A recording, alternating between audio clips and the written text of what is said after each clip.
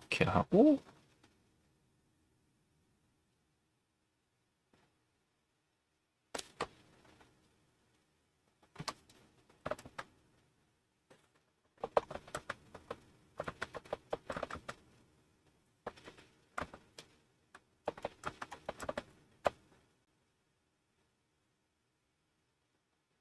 자, 오케이. 이렇게 해놓으면은 적당히 다 보일 테니까 이제 이야기를 해봐도 되겠지. 오케이. 사실 뭐 매번 이렇게 기록을 남겨놓은 영상인데 그래도 도현님이나 아니면은 7060님 같은 분들이 같이 계셔서 같이 들어주시더라고.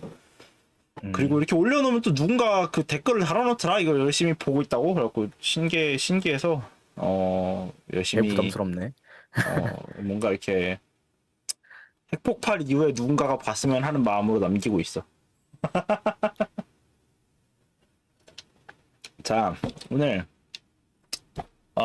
칸트 철학 찍먹과 계몽주의와 중국 철학 살짝 걸로 치고 우리 게스트 소개부터 잠깐 갈까요? 우리는 여기는 또 모든 사람이 처음 볼 테니 게스트 소개.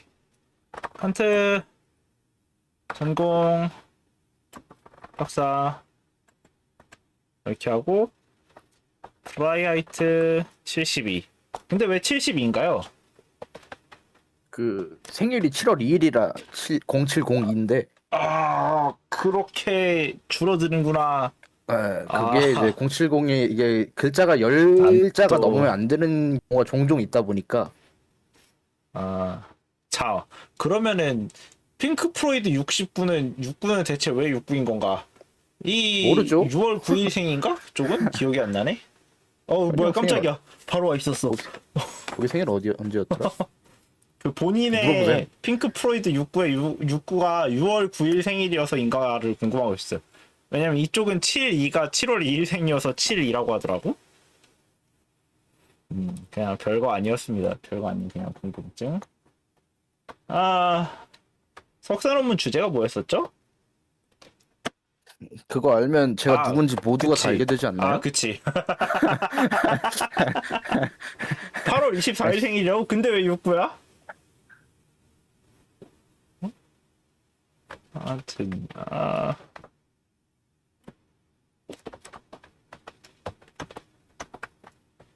이렇게 해서 프라이하이트가 독일어로 무슨 뜻인가요? 그냥 궁금해서. 자유입니다. 자유.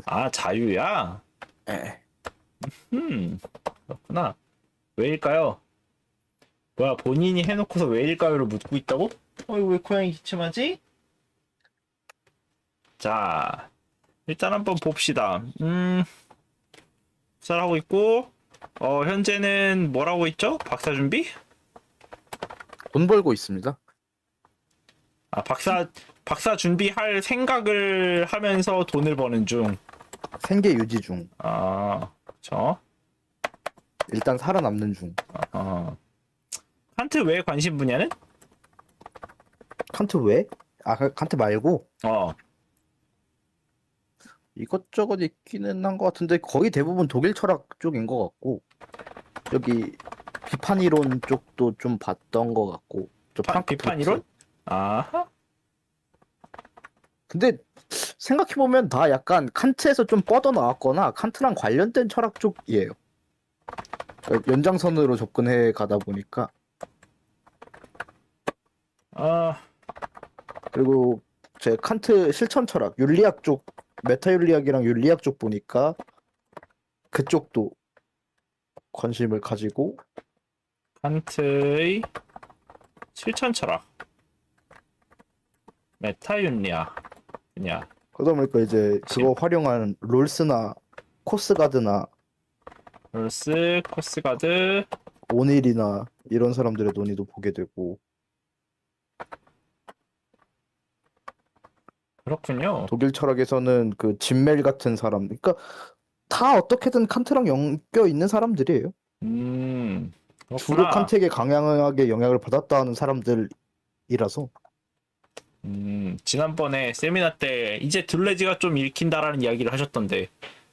그건 하도 많이 들어서 그런 것 같긴 해. 그리고 사실 들레즈를 읽은 거는 들레즈가 쓴 칸트의 비판 철학이라는 책이 있는데 네.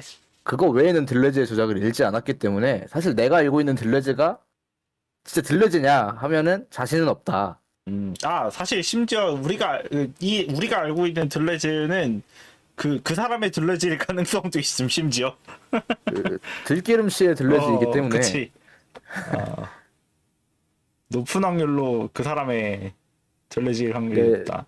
들레즈에 직접 전거하거나 들레즈 연구를 검토해서 이해한 들레즈가 아니기 때문에 그 그치. 들레즈일까? 모르겠다. 아마 아닐 확률이 높다. 약간 카더라 들레즈. 어. 들레즈 향 정도일 아. 겁니다. 그렇군요. 근데 원래 뭐 자기 분야 아니면 다 그러는 거지 뭐. 어. 일단은 그렇군요. 네. 자, 좋아. 오늘 하고 있는 저 계몽주의 17세기, 18세기 독일 계몽주의도 뭐죠? 아, 뭐 볼프 책은 실제로 본 적이 독일어로 조금 깔짝거려 본 적이 있고 바움가르텐이라든가 마이어라든가 그렇군요. 그래서 그냥 다 칸트의 관심 분야라고 하지만 사실상 칸트와 관련된 관심 분야다.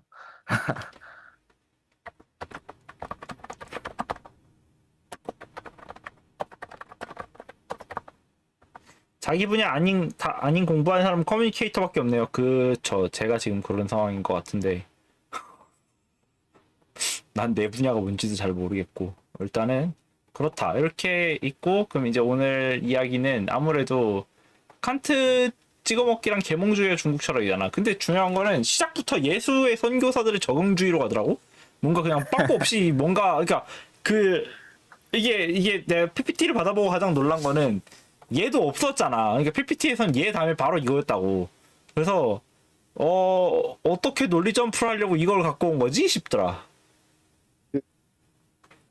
논리 점프를 하려고 하는 게 아니라 네. 점프 해놓고 시작하려고 일단 시작부터 저걸 박은 거예요. 오케이. 그럼 오프너를 한번 열어보시죠. 밖에 구급차가 지나가네. 예, 예수와 선교사들의 적응주의가 대충 이제 구글에 검색을 해보면은 나오겠지만 네. 예수의 선교사 딱 치면은 위키백과 기준으로 했을 때 창립이 1534년부터 제가 알기로는 뒤에서 설명할 전례 논쟁, 의례 논쟁에 의해서 망하기까지 한 1700년대 초까지 이제 전개가 됐었던 예수의 그런 선교사들이면 뭘 말하는 건가요? 그러니까 난 말 진짜 그대로 이 당시에 그 세계사를 잘 모르니까. 이때 있었던 예수회라고 하는 그 단체 운동이에요. 예수회 종교 운동이라는 게 있었고, 네. 그러니까 말하자면 학파죠. 예수회 학파가 있는 건데, 음흠. 특히 제가 이렇게 알기로는 치는 어디 게 낫겠다. 학파였더라? 학파가 두 개였던 걸로 아는데 그중 대부분의 이제 학파가 누구네 학파였지? 코스타가 속해 있던 학파였는데 사실 제일 유명한 건 이제 그분이죠. 그 마테오 리치. 그러네. 마테오 리치가 예수의 선교사이시죠. 그치? 아하. 프란치스코파였나? 정확히는 기억이 안 나는데 그 파가 있어요. 거기도 이제 뭐 칼뱅파, 프란치스코파, 장미의 선교회 뭐 이런 여러 가지 그 단체가 있었는데 그 중에 예수의 선교회라고 불리는 게 제가 알기로는 프란치스코파였던 걸로 기억이 나는데 정확히 기억이 안 나요. 이건 정확하진 않아요. 음흠. 근데 그러면 이 사람들의 적응주의가 지금 뭐인 거예요?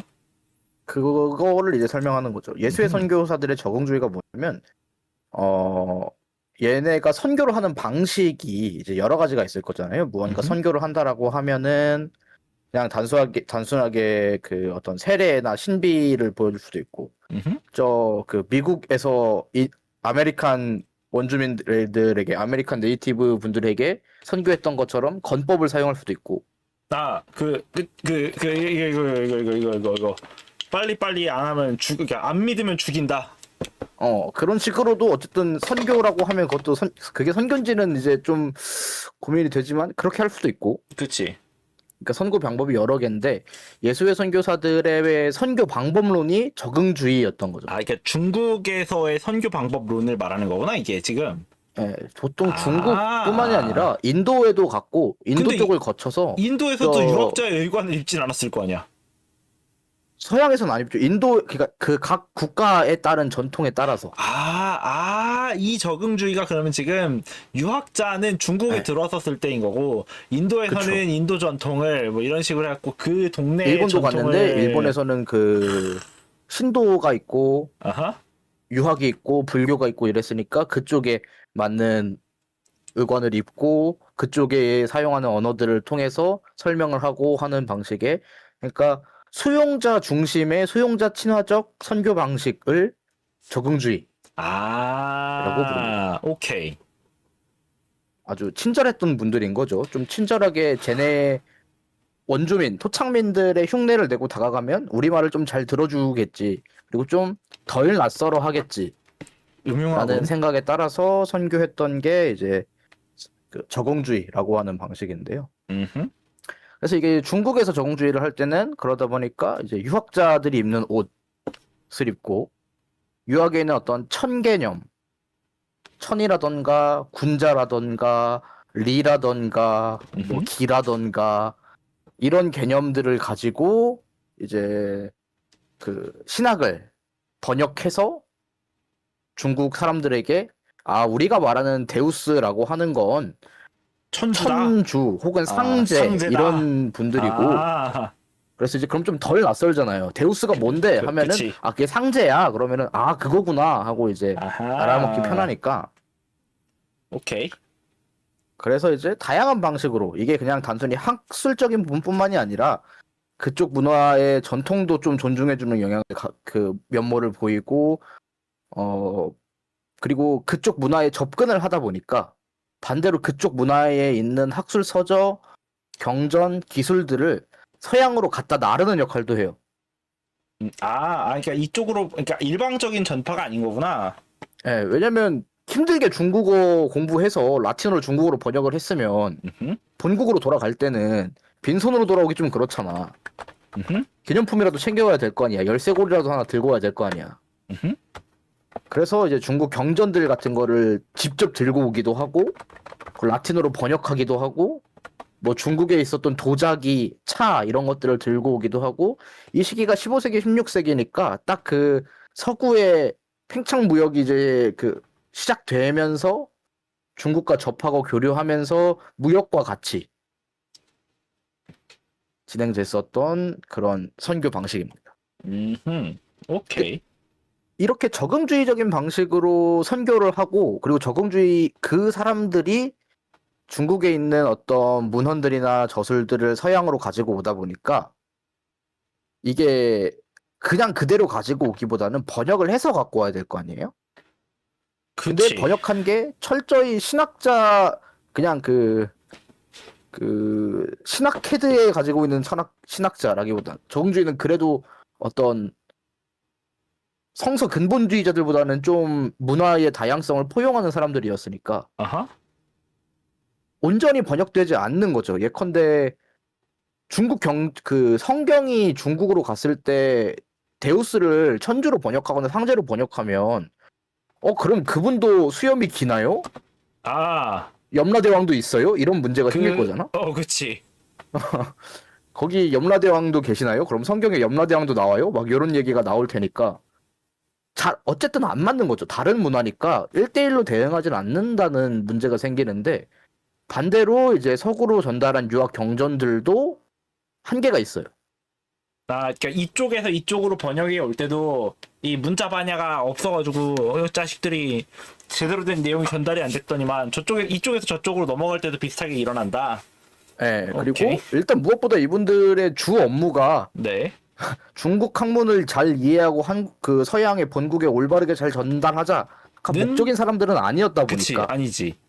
애초에 그게 목적이 아니었어서 그 사람들에 의해서 수용되었어 중국 철학은 한계가 있죠. 서양 선교사들이 전문 철학자는 아니었으니까 신학적인 배경 하에서 기독교의 배경 하에서 이해된 중국 철학 경전들이었고 그런 문제점들이 몇몇 있는 제일 잘 번역된 번역서다라고 보기는 아무래도 어려운 그렇게 전달이 됐던 거였고, 근데 계몽주의자들이 그렇다고 중국어 해가지고 원전을 본 사람은 별로 없겠죠. 그 시대에. 뭐 일부의 개념들을 차용할 수는 있어도 그래가지고 그렇게 하진 않았겠지. 전문적으로 사서삼경을 자기가 술술 읽을 만큼 전문적인 사람은 차라리 무역을 하지. 그치. 보통 음양오행의 어떤 그런 거나 태극도 같은 거에만 꽂힐 정도는 있어도 따로 이렇게 보면서, 그치. 어떤 동양 철학자라고 불릴 만한 서양의 인물은 없었기 때문에 음흠. 이 계몽주의자들이 확인했었던 이 중국 철학의 경전, 사서삼경은 한계가 있다. 그래서 볼프 같은 경우에는 유학의 창시자가 공자가 아니다 이런 말도 해요. 왜냐? 공자가 이제 이상사회가 이상사회의 신뢰를 저 삼皇오제를 들잖아요. 요순 복희 황제 이 시절. 그러니까 아니 그럼 창시자는 걔네 아니냐. 공자는 기록한 거고. 물론 볼프도 실제로는 그 공자가 유교의 기틀을 잡고 유학의 기틀을 잡았다는 거는 알지만 일부러 그렇게 도발적으로 얘기하는 경우도 도발한 경우라고 이해가 되는데, 아무튼 그렇게 얘기를 해도 그걸 듣고 있었던 놈들이 그런가 싶을 정도로 한계가 있다. 그러니까 유학의 창시자는 삼왕오제다 같은 얘기를 하고 있네. 그치, 이제 그 사람들이 세운 법도를 이제 그게 사라졌으니까 공자가 부활시킨 거라면 일단 창시자는 걔네다. 공자가 약간 사제에 가까운. 그러니까 어떤 모세적 무언가로 이해하려고 하는. 모세는 이제 하나님 측에 받아든 거지만 이제 사왕오제는 직접 만들고. 그치. 사실 사왕오제도 일종의 신이잖아요. 복희 씨는 그치. 뭐 농경 염소다리였나 그렇다며요. 그치. 몸뚱아리가. 이제 근데 그런 것까지 너무 전달 많이 됐었으면은 복희가 이제 판으로 오해될 수 있는 건데. 다행히 이제 그런 거는 전달이 안 되지 적당히 않았을까. 걸렀지 않았을까. 오케이. 그런 방식으로 했었던 게 적응주의 예수의 선교사들의 적응주의 선교였고. 이게 근데 언제부터 일어났어? 네. 17세기? 16세기? 되게 예전이에요. 이게 1540년에 나무위키 기준으로 1540년에 출범을 했다고 하고요. 그러면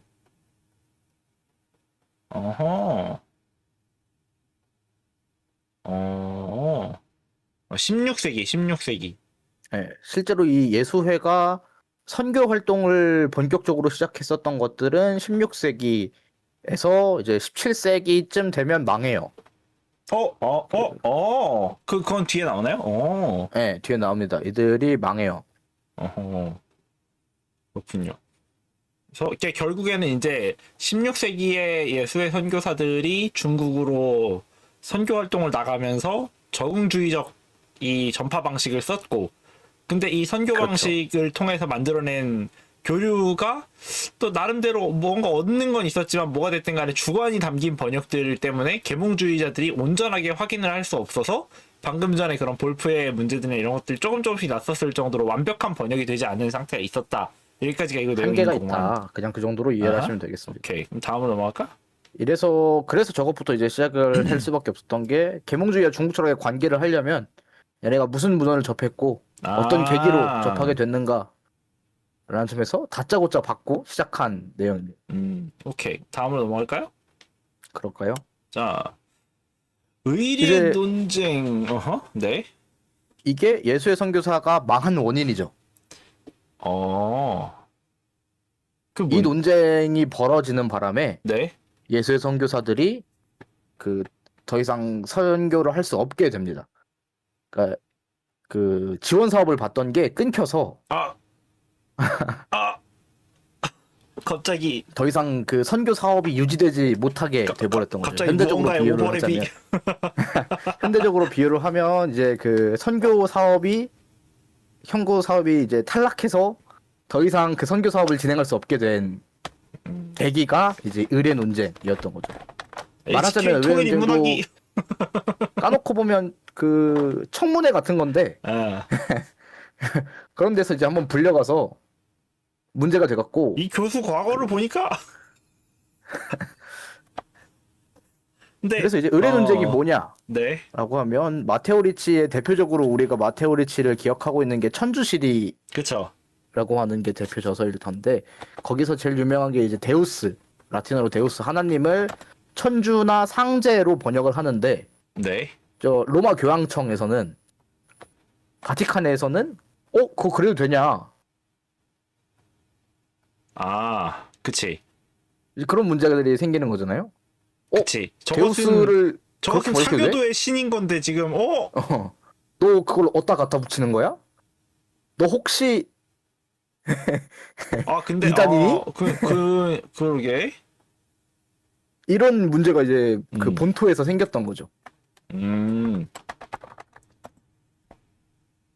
특히 내가 아까 얘기했던 게 얘네 교파를 얘기를 했었잖아요. 아하. 그 반대 교파에서 그걸로 이제 시비를 걸어요. 아. 그렇구만. 이거.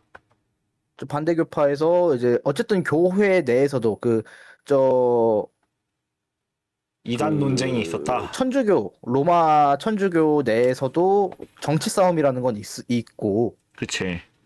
어쩔 수 없이 그 내부 권력 싸움이 있는데 그러다 보니까 이제 반대쪽에 속해 있는 쪽에서 이제 얘네를 공격했던 거죠.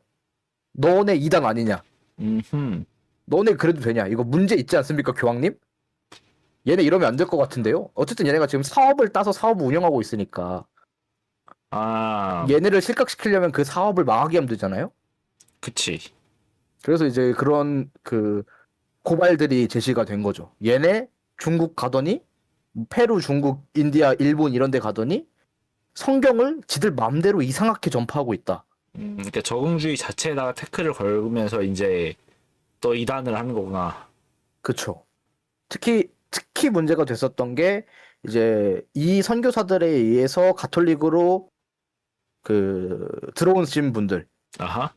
가톨릭을 믿게 된 중국 교인들이 있는데 이 사람들이 그 천주교에 있는 문화를 그대로 따라하기에는 뭐 갖춰진 게 없잖아요. 거기에 성당이나 교회가 있는 것도 아니고 그치. 뭐 예수상, 뭐 십자가 뭐 이런 게 있는 것도 아니고 음흠. 뭐 그 성사를 준비할 그 성물들이나 제도나 물건들이 전혀 없으니까 음흠. 그걸 중국식으로 해도 되냐? 라는 어. 문제랑 그리고 이거랑 별개로 이제 그 조상님께 제사 지내고 아. 유교 사당에 이제 절하고 참배하고 아하. 이런 어떤 유학의 종교적인 전통, 유학이 유교기도 하니까 유학은 동시에 종교기도 했잖아요. 그러다 보니까 이 종교적인 전통을 중국 교인들은 그냥 그들한테는 어떤 교리적인 믿음, 그치. 혹은 신앙에서 나오는 거라기보다는 그들의 문화로 그치. 있었던 것들을 근데 종교적인 문화였던 거죠. 그러니까 제사 지내도 되나요라고 물어보는 게 우리 입장에선 그냥 죽은 부모님이랑 같이 잠깐 추억을 네. 회상하는 타임을 가져도 되나요지만 그 해외인들의 입장에서는 서양인들 입장에서는 조상님 강신제를 통해서 부두수를 한번 해보겠다로 들리는 거니까. 그렇죠. 이게 이제 부두수를 하는 거고 저 유학 사당에 유교 사당에 이제 가는 거는 우상 숭배를 하고 있는 거거든요. 그치. 저 로마 가톨릭 교황청 입장에서는 그치. 부수적으로 본다면 그러니까 그걸 허락해도 되느냐? 음. 얘네가 중국인 교인들이니까 얘네의 특수성을 인정을 해서 그렇게 해도 되나? 얘기를 한 거고 당연히 망했으니까 천주교가 예수회가 왜 망했는지 알겠죠? 당연히 안 된다고 됐겠지, 결론이 씨. 난 겁니다. 아니 요즘에도 아직까지도 오락가락 하고 있는데 이거 됐겠어. 요즘도 어디냐 조계사 가서 땅 밟기 하고 그러시니까 그지. 그래서 저기 이제 1715년에 네. 클레멘스 11세 교황에 의해서 이 의뢰 논쟁의 1차 결론이 나옵니다. 그런 거 하면 안 된다. 아, 요 중국 의뢰가 결코 이거 부분 말하는 거야? 예. 중국 아, 의뢰가 저거는 그 뒤에인데 오케이. 그 일단 1차적으로 하면 안 된다. 됐는데 이게 로마 교양청에서 하면 안 된다고 해서 중국으로 건너가려면 음흠. 몇 년 걸려요. 지금처럼 뭐 이메일로 쏘는 게 아니잖아요. 음흠. 저기서 로마 교양청에서 결정 땅 하면은 그게 중국에 전파되고 알려져서 적응될 때까지 한 10년, 10몇 년 걸리는 거예요. 아. 그러니까 그리고 그쪽에서 다시 근데 그러면 우린 요런 건 해도 돼요? 아니면은 요렇게 하는 건 어때요? 아니면 요거까지는 그치, 허락해 지- 주십니까? 하고 지지부진하게 다시 끌수 있는 회신을 시간이 받고 있다. 논의할 때까지 또 한 몇 년 걸리는 거죠. 아, 이 그러니까 왔다 그 갔다가 레이턴시가 광속이 아닌 시대에 한계 때문에 아, 그래서 이제 1742년에 베네딕토 14회 교황에 의해 가지고 네. 최종 금지가 확인이 됩니다. 음. 그래서 그때 나왔었던 그 멘트에서 대표적인 게 중국 의뢰가 결코 유럽의 풍습과 동등한 지위를 가질 수가 없다. 굉장히 인종차별적으로 들리는데? 걔네들은 왜냐면 그렇죠. 걔네들은 데우스의 은총을 받지 못한 바르바로이들, 야만인들인데 그잖아요. 오. 아. 이게 실제로 그 계몽주의가 그래서 얘네 주목을 하기도 한 거고요. 아, 뒤에 그치. 얘기하겠지만. 그치. 그 약간 바바리안이잖아. 그치. 걔네 입장에서는 그 얘네가 우리 이 교양 있는 사람들의 말이나 풍습보다 우월하면 안 되는 거죠. 그럼 이건 하나님보다 우월한 뭐가 있는 거잖아? 그치. 하나님의 자식들이었고 그 교리를 통해서 성장한 우리보다 그거 없이 성장한 쟤네가 더 뛰어나다고? 이거는 문제가 있는 거다. 그래서 아하. 그 베네딕토 14세 교황이 찾아보니까 익사일라디라고 하는 그날부터라고 하는 이제 회칙을 반포한 거죠. 이날부터 이건 전면적으로 금지된다. 하면 이단이다. 전에는 안 됩니다 정도였는데 이제는 딱 정식 공식 문건으로 이거 하면 이단. 그거는 이단적 행위라고 규정을 해버린 거예요. 그렇군요. 물론 아예 모든 걸 금지하지는 않았어요. 그 조상 숭배, 공자에게 제사 지내는 거, 그리고 이제 번역어 문제들은 절대 안 된다.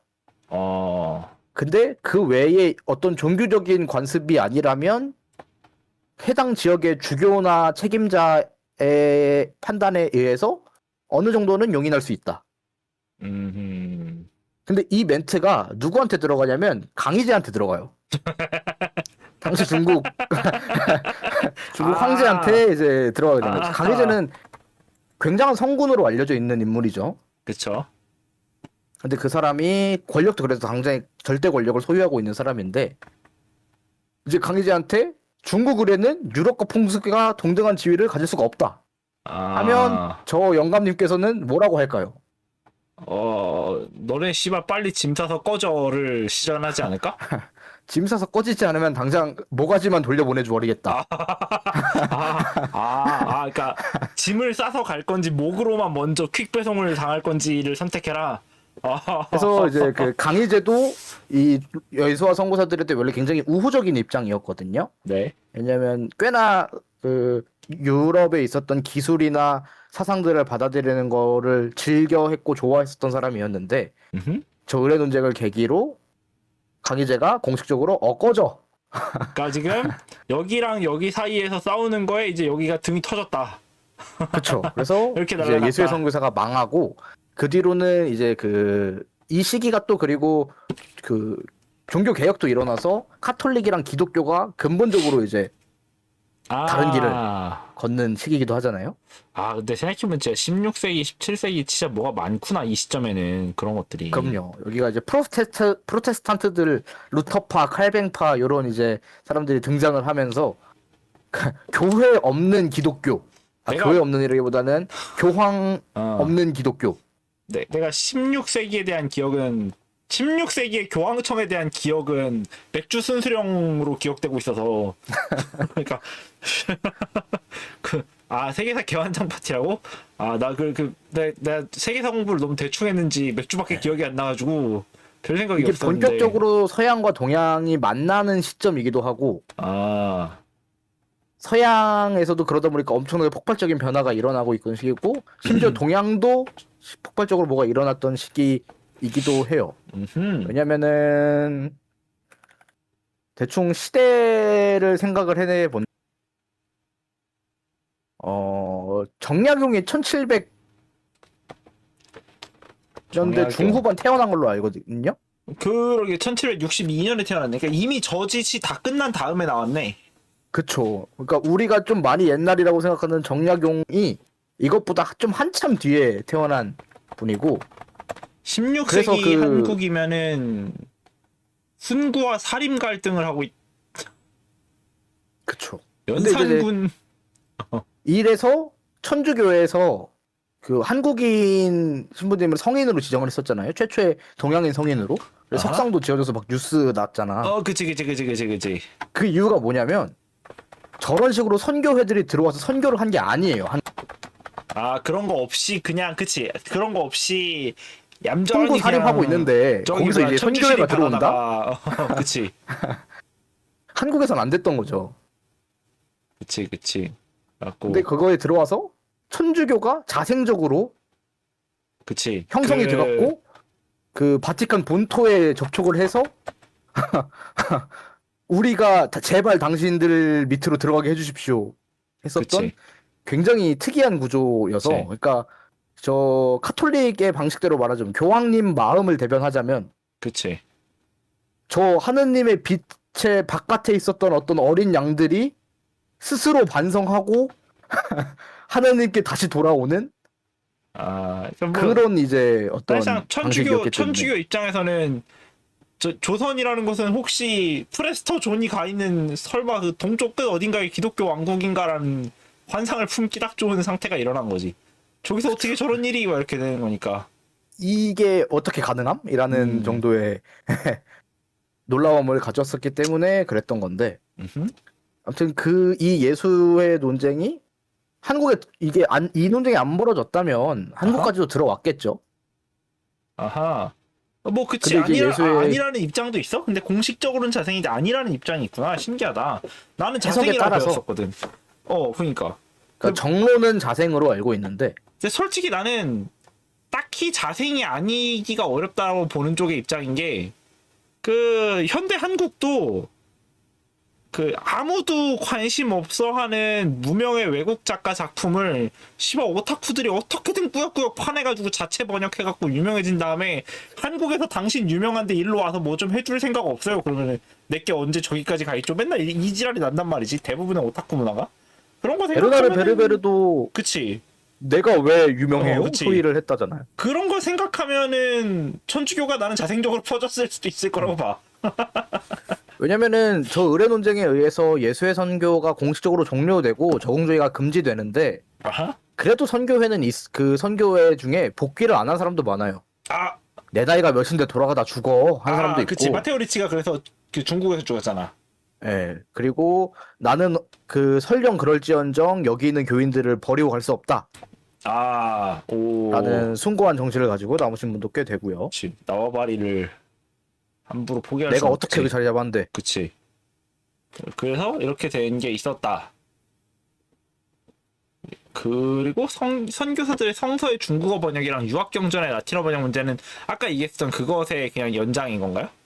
연장인데 그러니까 공식적으로 이 의뢰 논쟁 때문에 좀 더 문제가 되는 거죠. 이제 번역을 그렇게 하면 안 된다라는 뭔가 문제가 생긴 거잖아요. 데우스가 천주로 돼야 문제의 되느냐. 근원이 문제의 핵심 중 하나가 번역어 문제였기 때문에 저 의뢰 논쟁으로 인해서 그 중국 경전들이 서양에 들어오는 번역어가 달라져요. 어떻게? 그게 밑에 표입니다. 다음 페이지에 오케이. 자, 봅시다. 몇 개만 간추린 거지만 군자. 저 일단 위부터 볼까요? 네. 맨 위에 연도부터 인트로 아. 체타 그냥 좀 1669년. 세계사에서 유명하게 영향을 준 게 이게 인트로 체타 네. 그리고 1680년 쿠플레. 쿠플레. 아, 20년 정도, 그치, 20년 정도 차이가 있고, 그 다음 마지막이? 이제 노엘. 노엘이라고 하는 게 저게 뭐냐면은 인트로 체타는 제가 알기로는 논어였나 대학이었나 그러니까 번역을 다 못해요. 사서도 다 번역을 못해요. 아, 최초의 사서 삼경의 일부를 번역했다고 알려져 있어요. 아하. 그리고 그 다음에 쿠플레. 그 다음에 쿠플레에 의해서 그 사서가 이제 번역이 됐다라고 알려져 있는데 아, 이 시점에서 그럼 유럽인들은 대학을 읽게 된 거야? 드디어 중용과? 그쵸 이제 인트로 체타가 그러니까 최초는 이그나시오 디 코스타라고 하는 사서 가장 그게 최초의 사서 중국의 지혜라는 제목으로 출간된 게 있다고 하는데 아하. 확인이 안 된대요. 그런 책이 있었다라는 기록은 있는데 아, 실물로 남은 게 없어서 그거 뭐 어쩔 수 없지. 그래서 남아 있는 게 이제 중국의 정치 윤리학이라고 게 그 인트로 체타가 그 아까 말했던 코스타의 제자예요. 공동 번역자고. 아, 그래서 이그나시오 코스타의 저작에 자기 저작을 추가로 해서 저 대학과 논어의 향당편까지만 있었던 최초 번역에서 아하. 추가로 중용 대학과 논어를 다 번역하고 중용을 섞어서 이제 대학 논어 중용을 그래도 할 아직 건 공자 다 맹자 하려고 없어요. 했네. 그렇군. 코플레에서 중국 철학자 공자라는 어허. 제목으로 이제 전달을 했던 거고 아하. 이후에 사서가 정합이 1차적으로 다 완료가 된 거는 노엘이라고 한 사람이 썼었던 육경대전. 아니네 잠시만요 제가 헷갈렸는데 중용까지 한 게 이트로 체타였고 아하, 네. 쿠플레에 의해서 대학 논어 중용에 맹자가? 맹자는 이상하게 안 꼈는데 아, 그래. 그 주희가 쓴 사서집주 아, 근데 사서 집주인데 맹자가 안 들어가 있어? 그러니까 그건 좀 왠지는 잘 모르겠어요. 세 권의 사서 세 권 플러스 사서 집주면 맹자는 없는데 맹자 집주는 있다라는 거잖아. 근데 맹자 집주가 번역된 건 아니고 아, 맹자 집주에 근거한 자기의 주석을 달아놔요. 이게 약간 그 발췌 논문 없는 발췌를 하고 있네? 뭐 어떻게 하는 거야? 왜냐면 이 사람들도 어쨌든 대학 논어 중용이 이해가 좀 클리어하게 되진 않았을 거 아니야. 하긴 그러겠구나. 문화가 다른데. 그러니까 이 사람들도 해설서를 본 거지. 아하. 해설서를 보고 이해한 다음에 해설서 번역을 쓴다. 하고 주해 작업을 단 거예요. 밑에다가 자기가 쓴 해설을 이제 붙여서. 근데 그 해설을 쓰는데 참고했던 게 주희의 사서집주랑 장거정의 사서집회를 포함해서 쿠플레가 당시 판본 기준으로 560쪽짜리라고 하네요. 그걸 하고 이제 이게 나중에 가장 저 중국 철학자 공자가 일반적으로 중국 계몽주의자들이 유럽 계몽주의자들이 중국 철학을 접했으면 대부분 저 책을 봤거나 그 뒤에 있는 육경대전을 봤대요. 육경대전에선 뭘 다루나요? 이제 맹자를 포함해서 사서에다가 네. 효경이랑 소학을 더해서 어허. 그거를 이제 중국 육경대전이라고 번역을 해갖고 이제 전달을 했다고 합니다.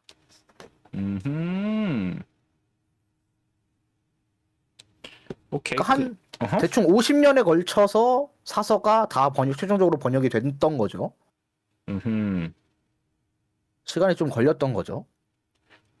시간 근데 그 중세에서 그 근대를 넘어온 시점을 생각하면은 이 챗GPT 없던 시절을 시작하면 진짜 개빨리 된 거 아니야? 이 정도면?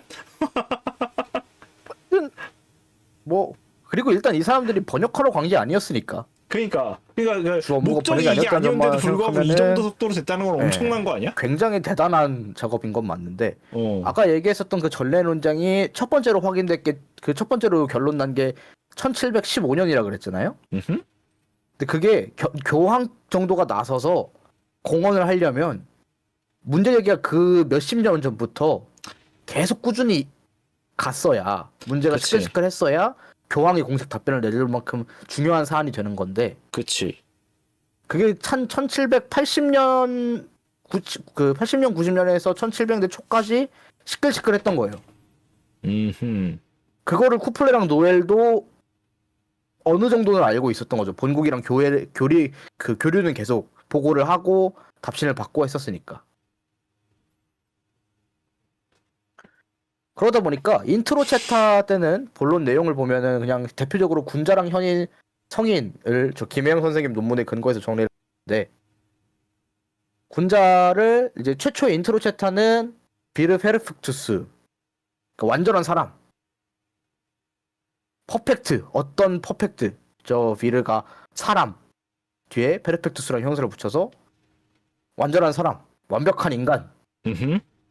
번역을 했는데, 그 다음 쿠플레는 이게 그 번역어가 좀 논쟁이라던데요? 소리를 들으니까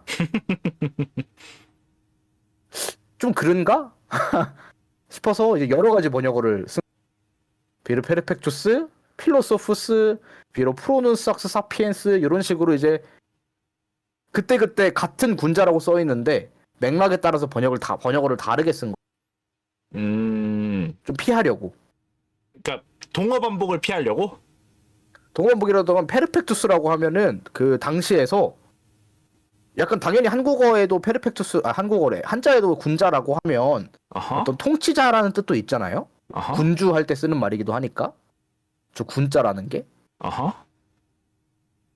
저 페르펙투스가 그 황제들의 칭호로 쓰이기도 해요. 라틴어에서, 용례에서. 옥토비우스 황제나 뭐 이런 로마의 황제들에 대한 약간 표현으로도 쓰긴 하는데, 그 오현제 막 이런 사람들을 말하기 위해서 쓰는 단어들 중에 하나이려나? 그쵸? 오케이. 근데 그런 급으로 이제 번역을 하려니까 이게 어쨌든 종교 경전으로 번역이 된 거고, 그 중국 철학서로 번역이 된 거니까 어떤 황제라는 거를 계속 강조하기에는 우리나라 황제는 좀 그런데 저기는 황제가 저런 말도, 저런 어떤 그 지식적인 면모가 강한가 보다. 그치. 근데 여기서는 황제는 아니고 그냥 학자인 건데. 예, 그러다 보니까 어쩔 때는 이제 필로소푸스라고 번역을 하는 거죠. 군자를. 철학자로. 필로소프스. 그치. 이게 군자라는 단어가 이런 식으로 계속 그렇군. 근데 이제 그 전래 논쟁이 15년에 1차적으로 결론이 났다고 했잖아요. 아하. 그러니까 노엘은 전래 논쟁의 결론이 어떻게 될지 알아요. 눈치가 있으면 우리가 지겠구나라는 느낌이 오는 거죠. 깜빡 잘못했으면 여기서 이제 결론 잘못 퍼펙투스를 나면 해버리는 순간에 육경대전이 싹 사라지는 걸 느끼는 거구나. 내가 목만 배달될 수도 있겠구나 싶거나 아니면 못 돌아갈 수도 있겠구나 싶으니까 그치. 사피엔스로 이제 바꿔버리죠. 여기서 현자라는 단어를 이렇게 쓴다. 군자가 그래서 현자가 되고, 현인도 현자가 되고. 그쵸. 그러니까 인트로체타는 현인, 아하. 현명한 사람이니까 라틴어로서도 현명한 사람을 뜻하는 사피엔스로 번역을 하는데, 아하. 쿠플레도 그랬고요. 현자는 딱히 어떤 정치로 문제가 되진 않을 테니까. 아하. 노엘도 마찬가지였어요. 근데 군자랑 성인의 번역어도 얘는 그냥 다 똑똑한 사람으로 해버렸던 거죠. 그러네. 지금 보니까 인트로체타나 쿠플레는 쌍투스로 성자로서 이걸 하는구나. 성인이 그래도 제일 문제가 되죠. 그치. 이 쌍투스가 교황청의 쌍투스랑 여기서 얘기한 성현에서의 성은 아닌 거니까. 그게 근데 이제 쌍투스는 라틴어 용례에서는 그 성인들을 가리키는, 성자들을 가르치는 쌍투스기 때문에. 아하. 그러니까. 저 쌍투스라는 번역어를 채택을 하게 되면 인트로체타는 그냥 말 그대로 쌍투스라고 한 거고, 쿠플레도 어쨌든 성인이라고 하니까 쌍투스를 했는데, 노엘은 안 된다. 성인은 절대 안 된다. 그치. 실제로 성인이라는 말을 거의 안 쓴다고 하네요. 왜냐면 저 성인이라는 게 있다라는 게 되면 교회 바깥에 어떤 성인이 있다라는 맥락으로도 그 당시 사람들이 받아들일 수 있었기 때문에. 그쵸. 이 사람들 기본적으로 다 신학자고 선교사들이잖아요. 아하. 이거를 그 유럽에 전달을 할 때 이거를 읽는 독자들이 내가 이걸 쌍투스라고 해버리면 무슨 저 아퀴나스나 아우구스티누스처럼 교부로 해석하는 거 아니야? 성자. 그치. 아니면은 뭐 모세와 같은 성자, 사도와 같은 뭐 바울과 같은 사도로 이해하는 거 아니야? 이런 그치. 걱정이 생기니까 그걸 피했던 거죠. 근데 아하. 아까 얘기했듯이 코플레랑 노엘께 제일 많이 읽혔다고 했죠. 그치. 그러다 보니까 계몽주의자들이 받아들여 보았었던 그 텍스트들은 네. 썩 이게 그렇게 잘 번역된 텍스트는 아니다. 그리고 아하. 그 전래 논쟁에 의해서 이러저러한 문제들이 생겼다라는 게 이 예시였습니다. 오케이. 방금 전에 도현님이 그럼 요새는 군자가 어떻게 번역되나? 제가 이거 알고 있습니다. 젠틀맨으로 번역됩니다. 진짜야. 아니면은 고유명사 그대로 갖고 와갖고 준지 막 이런 식으로 표현하는 건데 젠틀맨 또는 맨 오브 벌처 이렇게 해서 이제 뭐 덕이 있는 사람인데 그러다 보니까 이게 어디서 나오냐? 저기 옴니버 작가님의 천마 홈즈 런던 왕복을 보면은 이 엘리자베스 여왕 폐하가 이제 하느님의 은혜 속에서 화경에 올라가시고 무리민들이 이제 다 덕을 갖춘 존재라고 군자라고 불리는데 옆에 이제 젠틀맨으로 병기가 됩니다. 하여튼 근데 제가 뒤에 다오 컴패니어 투 더 아날렉스라고 하는 영어 책이 하나 있어서 네. 보고 있었는데요. 네. 구란 줄 알았는데 진짜네요. 진짜라니까? 진짜 젠틀맨으로 되있다니까?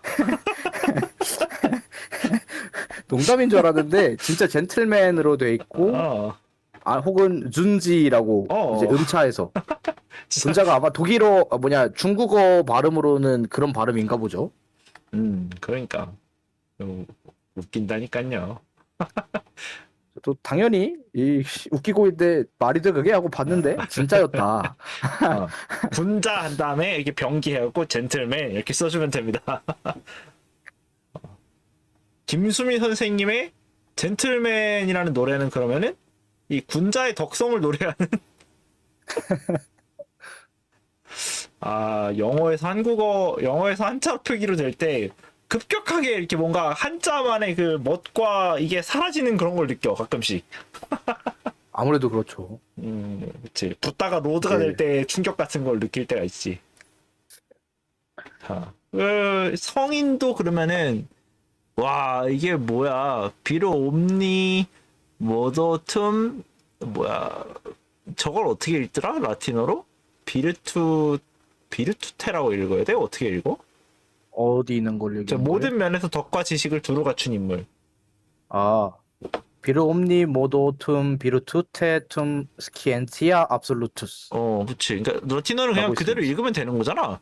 거의 대부분 거의 그대로. 근데 그대로 읽으면 되는 건데도 불구하고 뭔가 영어적 자아가 일부 튀어나가 아니 씨발 그래도 이걸 이렇게 읽으면 될까라는 생각이 가끔 울컥울컥 올라올 그래요? 때가 있어. 그리고 라틴어는 읽는 법이 3개라서 아니 군자의 다른 번역어도 있네요. 어떤 거야?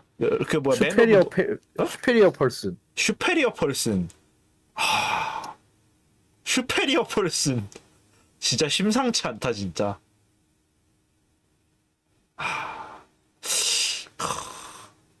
그렇구나. 쉽지 않은 번역어들. 근데 이게 사실상 현 시점에서 군자에 대한 정의를 다시 내려보면 결국에는 자기 스스로의 내면에서 일어나는 것들을 잘 다스리는 것으로서의 군을 얘기할 때가 많다 보니까 그러니까 자기 정복을 잘한 사람으로서 표현돼야 될 때가 있지 않나 싶을 때가 있는데 극기봉래를 잘하는 사람들인 거니까. 와이너리 등급.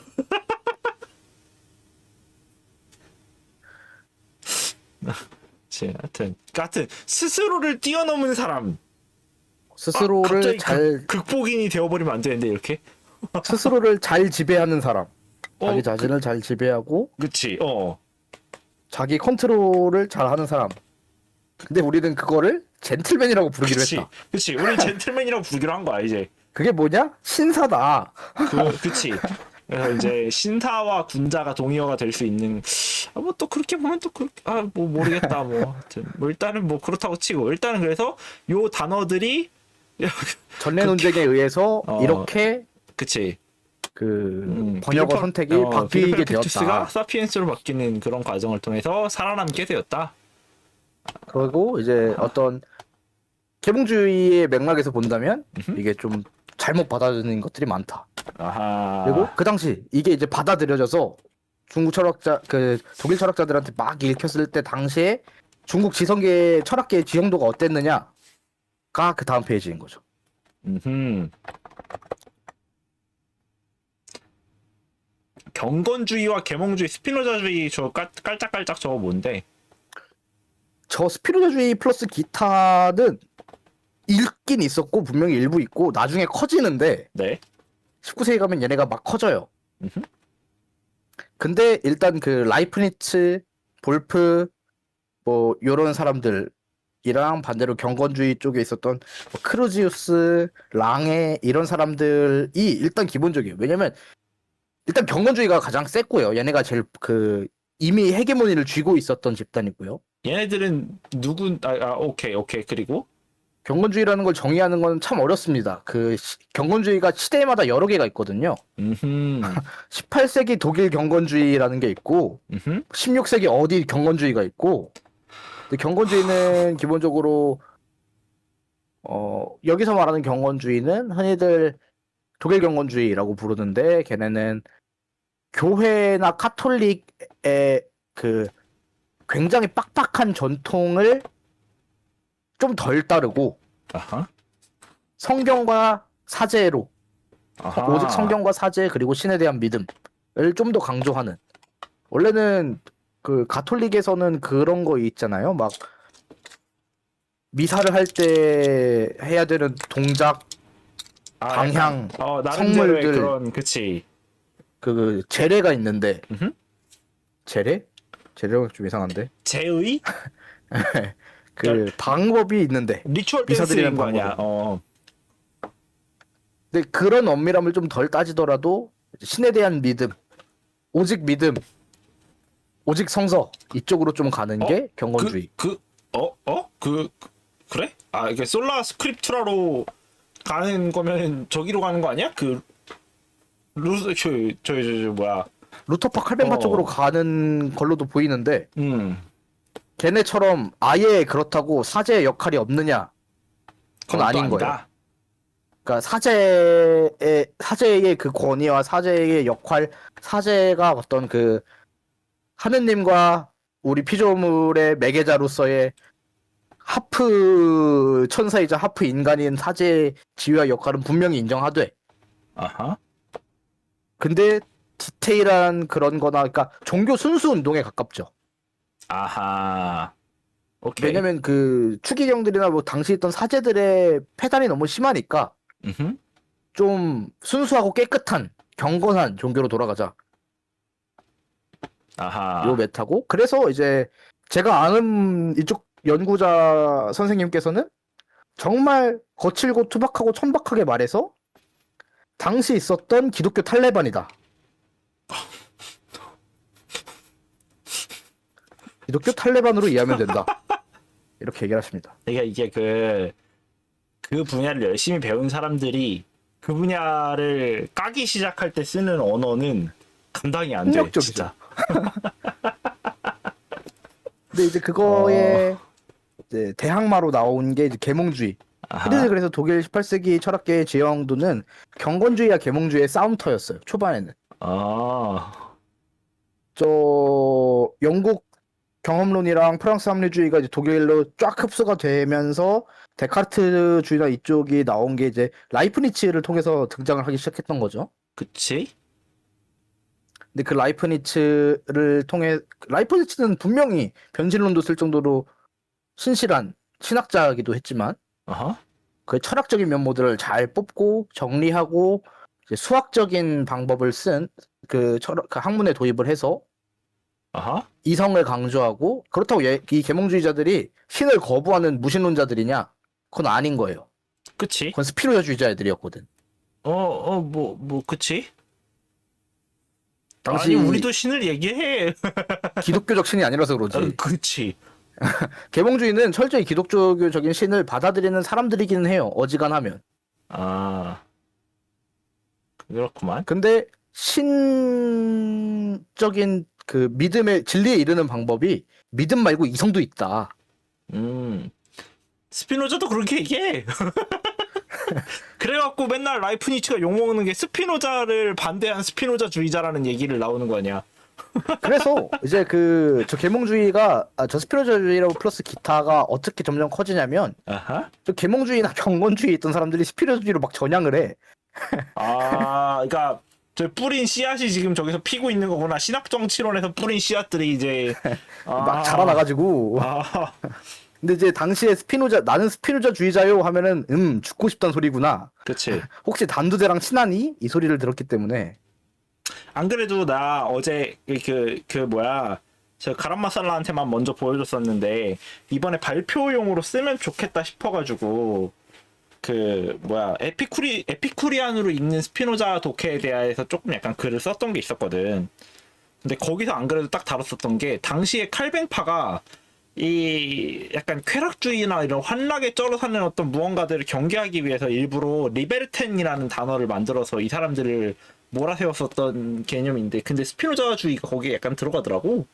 그래갖고 당시에 이제 약간 비경건주의 파들을 다 몰아세워서 얘기하려고 스피노자주의를 거기다 묶어가지고 이렇게 얘기를 하는 그런 게 있어 보였던 흔적을 하나 발견했었긴 했어. 왜냐면 그때 무슨 주의라고 불리는 거는 어허? 대부분 캄프베그리프라고 부르는 그 학술적 전투 용어였어요. 그게 뭐예요? 비난하는 용어인 거죠. 너 스피노자주의지 하면은 너 스피노자처럼 무신론 얘기하는 그치, 몹쓸놈이지 그치. 이런 스피노자 같은 놈이라는 표현이고요. 계몽주의자들은 흔히 라이프니츠 볼프주의자라고 얘기를 하거든요. 당시 아하. 계몽주의자들을. 그거 너희 라이프니츠 같은 놈. 볼프는 라이프니츠의 주석다리에 불과하다. 라고 비난하는 용어였어요. 아하. 근데 계몽주의들이 듣고 보니까 그게 뭐 어때서? 그치. 물론 실제로 그냥 단순한 주석다리는 아니고 그리고 실제로 그 라이프니츠 철학을 체계화시킨 인물이기도 해요. 아하. 그것만 한 건 아니지만. 그러다 보니까 이제 볼프주의를 욕하는 사람들한테 그 라이프니츠가 이미 우리 신실한 기독교도였던 라이프니츠가 조금 딴짓하면서 깔짝댔던 거를 너넨 정리했을 뿐이다. 왜냐면 라이프니츠의 주작은 변신론이라고 이제 스스로는 생각을 했으니까. 그치. 그리고 모나드의 예정조화론, 신의 그 섭리의 예정조화론이 본질적이었는데 볼프는 모나드론은 갖다 버리는 편이고요. 예정조화도 갖다 버리는 편이고. 근데 그럼에도 불구하고 이제 그 충족이율이라든가 공리 체계라든가 데카르트주의라든가는 이제 볼프도 받아들입니다. 그래서 대학 실용적인 지형도가 이랬는데 이 상황에서 볼프라고 그러면 흔히들 이 계몽주의의 창시자이자 거두라고 했었던 사람이 크리스티안 볼프라고 하는 철학자인 거죠. 그 사람이 어떤 사람이냐? 이게 다음 페이지에 있습니다. 크리스티안 볼프. 라이프니츠 철학의 체계화 플러스 수학적 방법의 표준화, 철학에서 독일적 방법의 형성, 체계 철학적 전통. 오호, 이게 뭔 소리야? 흔히들 독일 철학이라고 하면 무언가 체계적이다 하고 체계 철학적이다라고 얘기를 하잖아요. 칸트도 그렇고 뭐 헤겔도 그렇고.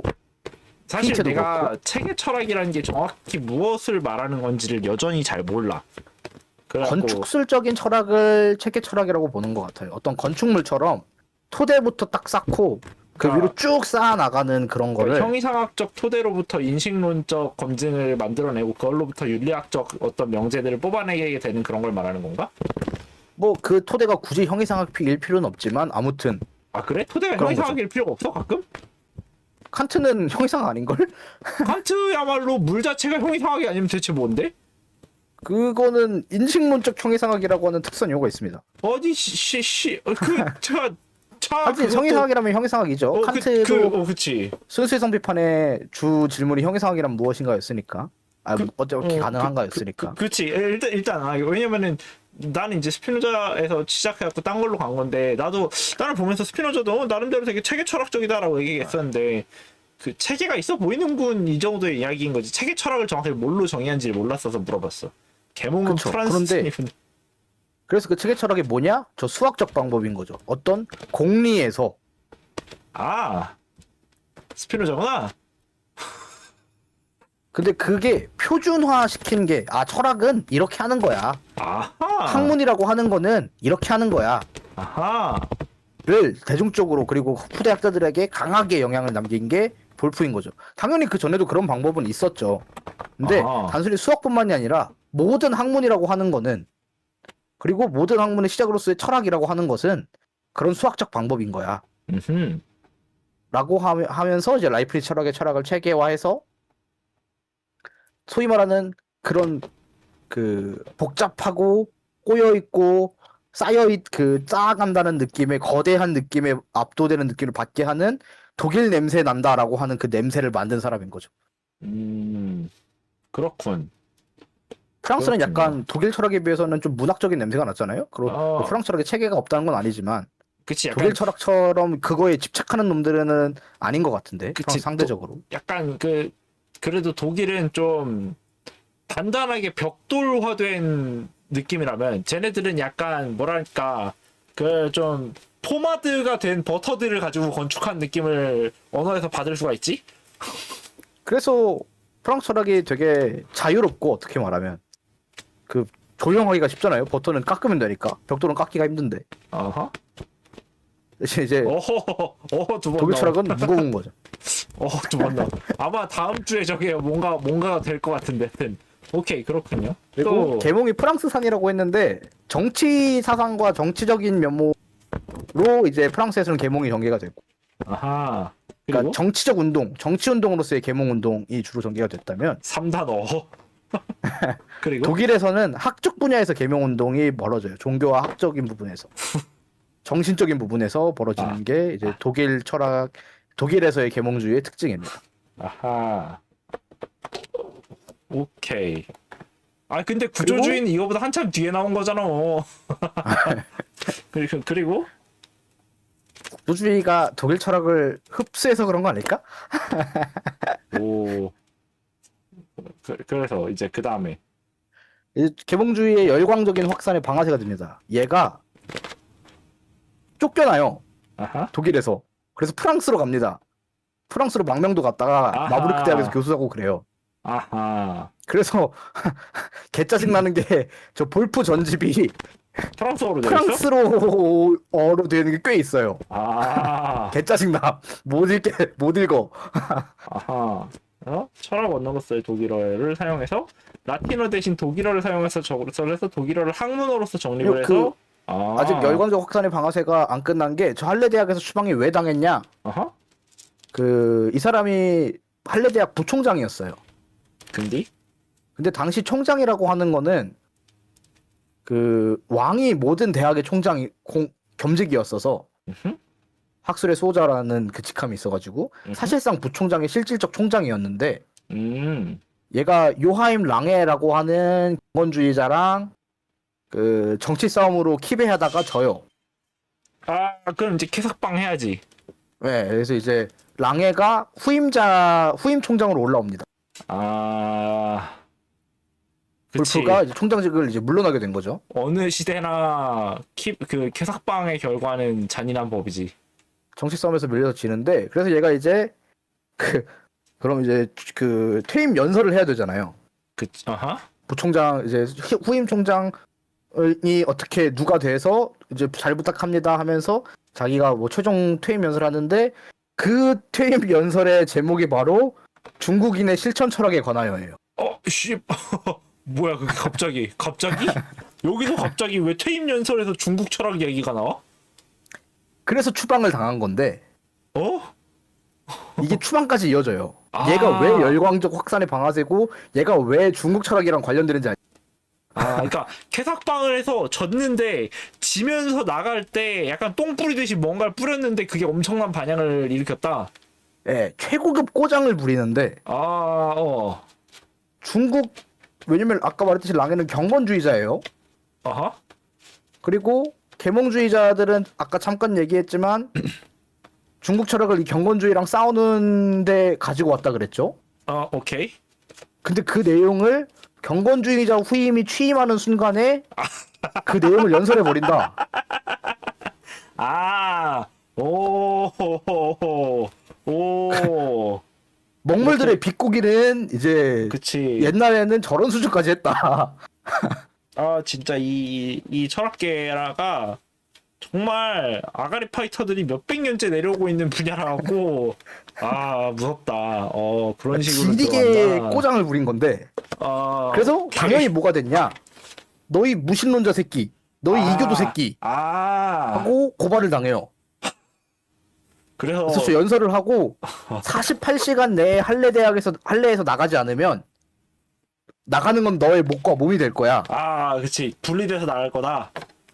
라고 이제 그 추방 명령이 내려져서 할례대에서 쫓겨나요. 아하. 근데 원래 정치 싸움에서 밀리고 있긴 했지만 네. 경건주의자가 보수적인 입장이었고 그 계몽주의가 막 이제 새로 등장하고 있었던 입장이라고 했잖아요. 음흠. 그러니까 계몽주의에 열광하고 있었던 좀 상대적으로 계몽주의가 강한 대학과 도시들에서 음흠. 러브콜을 보낸 거죠. 이쪽으로 와라. 그거 좀 이따 얘기할 거야. 저 표. 그렇구나. 그래서 추방은 당했으나 다른 대학교로 이제 마부르크 대학으로 가서 교수 생활을 하게 된 거구나. 그쵸. 그때 아하. 그리고 이제 엄청난 인기를 이제 받게 된 거죠. 왜냐면 경건주의의 힘이 약한 대학에서 아하. 계몽주의가 강한 대학에서 그 계몽주의의 힘이 볼프를 중심으로 급성장을 하게 되는 계기가 됩니다. 아하. 그리고 몇 년 뒤에 당당히 그 정치적 힘과 무리들을 데리고 할례대학 총장직에 복귀해요. 그치.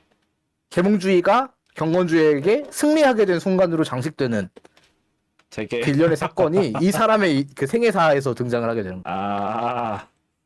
초기에 등장했던 계몽주의가 경건주의에 의해서 쫓겨났다가 힘을 키우고 다시 돌아오는 한 편의 볼트식이. 영화가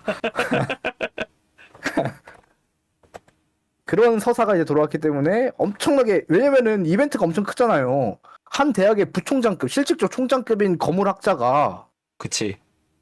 퇴임 연설을 했는데 쫓겨났대. 그치. 그게 무슨 소리야? 연설문을 뭐 했는데? 중국인의 실천 철학에 관하여라는데? 그게 그치. 뭔 내용일래 그렇게 쫓겨나? 원래 금서라고 하면 읽고 싶은 법이잖아요? 그치. 그러니까 이게 공식적으로 출판된 적이, 나중에 볼프가 이게 너무 그 공공연하게 문건으로 돌아다니다 보니까 자기가 해제를 달아서 출간을 해버려요. 한 십몇 년 뒤에. 그 전까지 해적판으로 저 연설문이 온갖 군데에서 읽히기 시작하는 거예요. 그치. 원래 퍼져나가고. 그러니까 그 시대의 금서라는 건 그 시대에 제일 재밌는 책이라는 거다. 그쵸.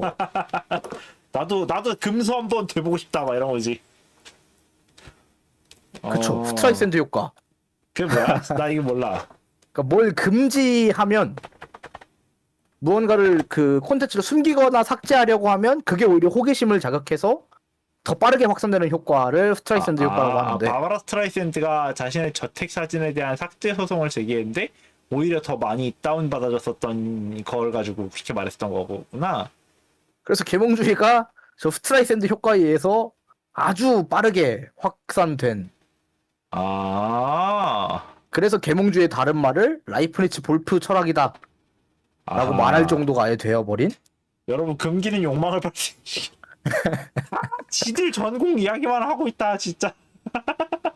그치. 오케이. 그리고 나머지 하나가, 그리고 얘가 또 왜 계몽주의가 그렇게 인기와 힘을 얻을 수 있었느냐, 뭐야? 이놈의 그 당시 먹물놈들은 다 라틴어로 공부하고 라틴어로 글 쓰거든요. 네. 뭐 이거 왜? 그러니까 학자의 기본은 라틴어예요. 어허. 뭐 자꾸 사라졌다 생겼다 하는데. 아니야. 이 텍스트 내용이 사라져갖고 다시 좀 갖고 올게요. 왜 텍스트가 사라졌지?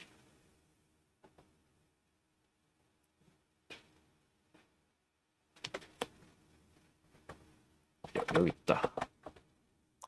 네. 이렇게. 근데 볼프는 기본적으로 계몽주의자라고 했잖아요. 네.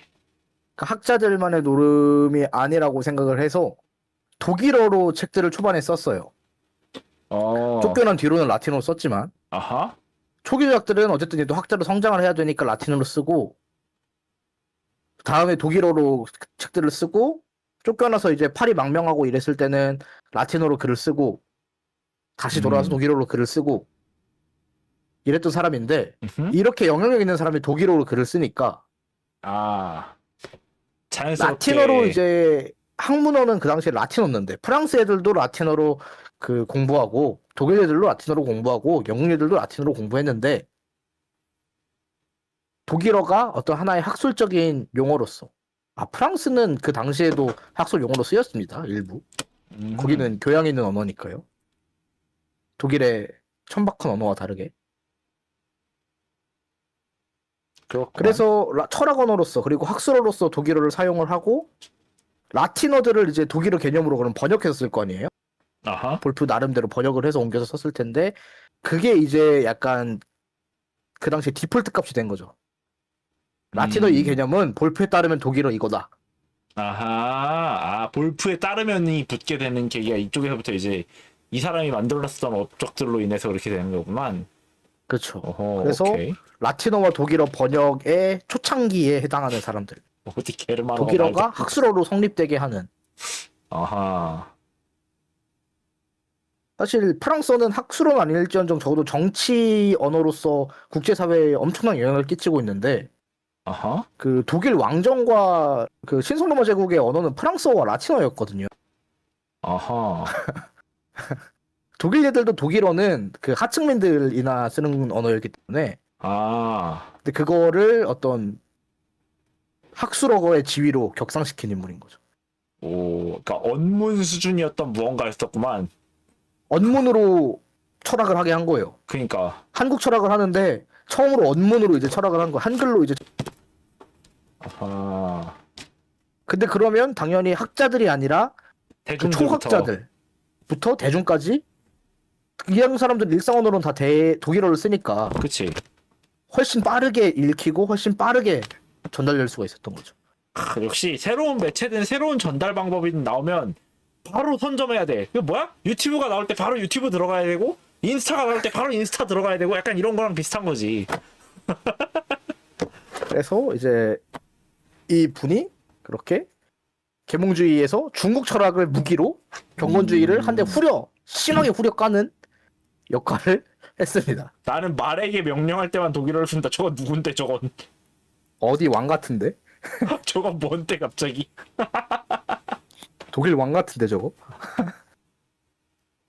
하여튼 그래서 자 그다음은 뭐 계몽주의와 중국 철학으로 넘어가면 되나요 그러면? 그쵸.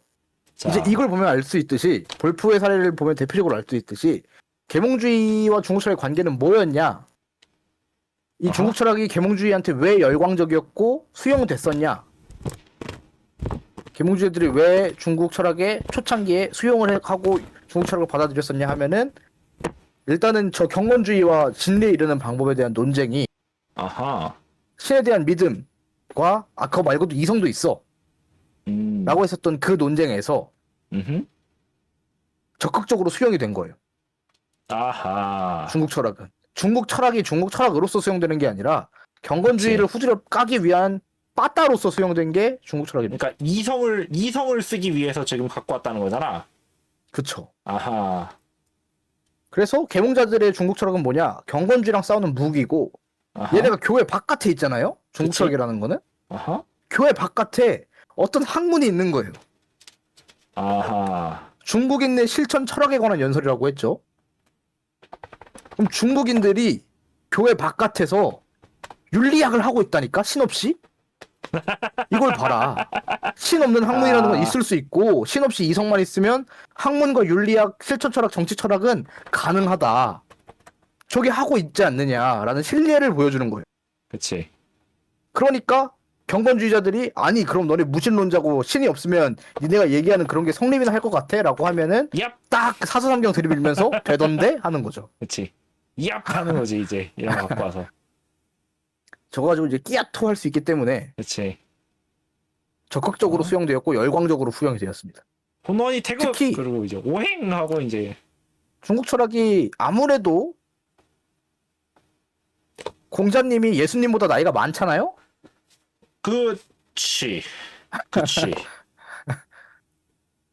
그러다 보니까 이 중국 철학이 가지는 그 엄청난 고대성과 역사성이 음흠.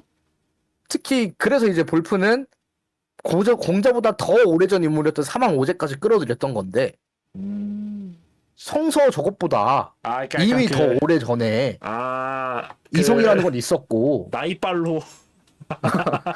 어. 그렇기 때문에 이 계몽주의자들은 중국 철학을 수용하기보다는 경건주의와 싸우는 하나의 무기로서 사용을 했고 그 방식은 신없는 학문과 윤리학 그리고 그 성서의 등장 이전에서도 존재했었던 그런 체계를 가진 학문. 어허? 순간적으로 오디오가 약간 튀었다. 아이고야. 근데 약간 이거 이렇게 보면 되게 요즘도 비슷해 보여. 보면은 옛날의 논의들을 받아들이는 게 아니라 옛날의 논의들을 내 논의를 전개하기 위해서 갖다가 쓰고 있는 거잖아. 그 현대 그리고- 고대 철학자들이 아직까지 있는 이유죠. 그리고 오래되면 오래될수록 좋아. 왜? 오래 묵힌 술이 더 강하거든. 그러니까 성경보다 오래된 거 막 이렇게 갖고 오니까 얼마나 좋아. 철학에서 플라톤으로 빠따치면 이기기 힘들거든. 그치. 인문학에선 나이가 깡패여서 그치. 여긴 진짜 그 꼰대 학문에 가깝기 때문에 그 100년 전에 거에 무언가를 갖고 와. 그럼 이기기 위해선 200년 전에 무언가를 갖고 와야 돼. 다시 이기기 위해서 300년 전에 무언가를 갖고 와야 돼. 약간 이런 거지, 이제. 이제 이렇게 중국 철학을 수용하면서 싸우고 음흠. 하나의 무기로서 이제 계몽주의랑 공원주의가 막 싸워요. 음흠. 볼프 때 대표적으로 해서 볼프가 1724년에 도이체 메타피직, 독일어로 쓴 형이상학, 독일어판 형이상학이라고 하는 책이 1730 몇 년인가 40 몇 년까지 한 번이 6개인가 증보가 될 정도, 개정 증보가 6번이 될 정도로 엄청난 열광적인 인기를 받으면서 독일 전역을 지배를 하고 있는데 음흠. 누가 등장을 하냐? 그 1724년에 칸트가 등장한다. 칸트가 등장을 한다. 그리고 칸트가 이 볼프 철학을 이제 현대에 왜 볼프 철학이 없느냐? 현대의 볼프 철학은 주목을 못 받고 어떤 전공한 사람이 없느냐? 칸트가 등장을 했기 때문인 거지. 칸트가 부숴놔요. 그러니까 부활도 못할 정도로 샅샅이 부숴놔요. 그거 아니야? 그 우리 저번에 슐레겔이 왜 그렇게까지 대단했는데도 불구하고 이어지지 않았는가? 왜냐? 해겔이 등장했기 때문에 약간 이런 거랑 비슷한 거 아니야? 해겔이 죽였기 때문에 그렇다처럼 이제 칸트가 등장해서 그 완벽하게 진짜 죽여버려서 그 뒤로부터는 칸트만 보면 된다. 그치, 여기서도 약간 그 형이화가 나오는구나. 형은 칸트야. 볼프 철학을 그치. 죽이러 왔어. 하고 약간 이제 그거잖아. 잠깐만 이거 내가 되게 좋아하는 거 있는데 여기 있다.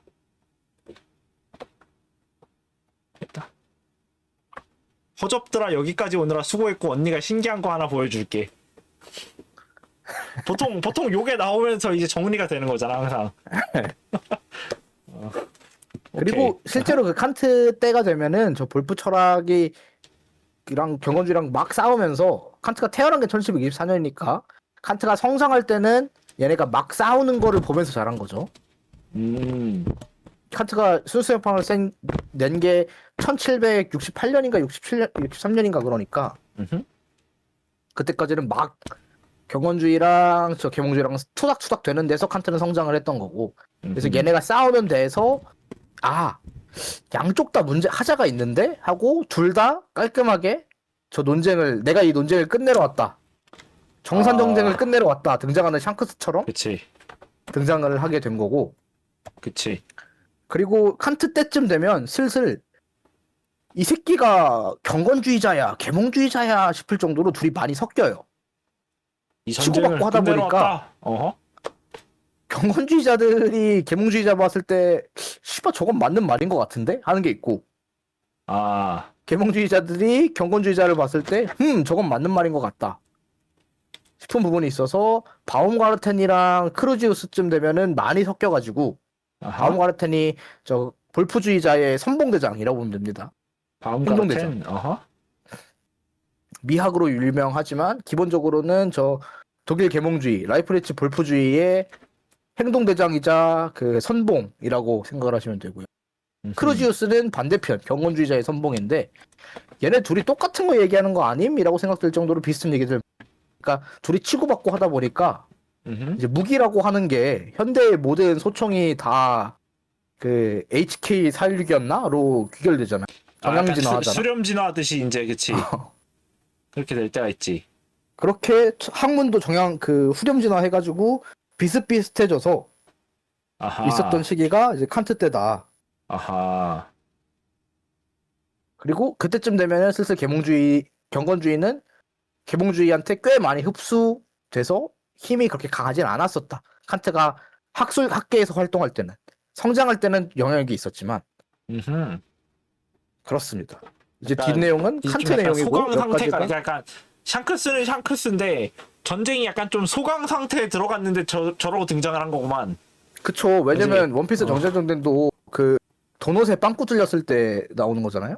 그치.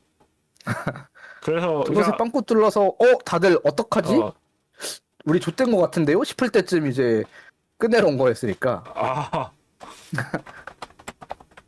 그치. 그 에이스, 그치. 생각해보니까 그치. 그냥 이미 일어날 거 다 일어나고. 그리고 에이스가 이제, 도넛이 됐을 때 그치. 그리고 나서 이제 이 전쟁을 끝내러 왔다. 지금 오면 어떡해? 막 이렇게 되는 거지, 이제. 야, 5초만 빨리 왔어야지. 어, 그럼 내가 네 팀에 모서 빵꾸 안 뚫었을 거 아니야 하는 그 도넛은 이미 순간에 왔던 빵꾸가 있죠, 것처럼. 씨.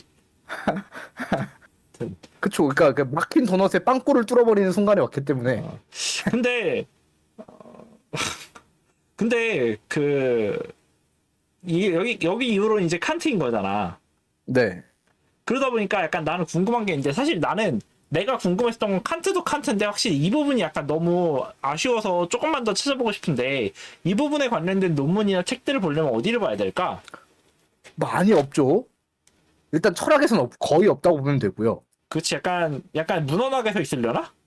어디 있냐면 저 사학계에 많고요. 아 중국 학사, 중국 역사랑 중국 그 세계사 쪽 보면 많은데 책을 쉽게 보려면 제가 추천할 책이 있어요. 되게 좋은 책이고 학계에서 유명한 책이고 유명한 영향력을 가지고 있는 책인데 물론 그만큼 비판도 받지만 저 J.J. 클라크가 쓴 동양은 서양을 어떻게 계몽했는가라는 책.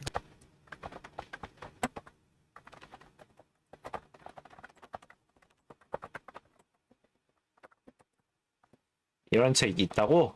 네, 이 책이 그 굉장히 있네 교보문고에도 있네 저기 뭐 있네요. 아마 우리 도서관에도 있겠구만 이 정도면.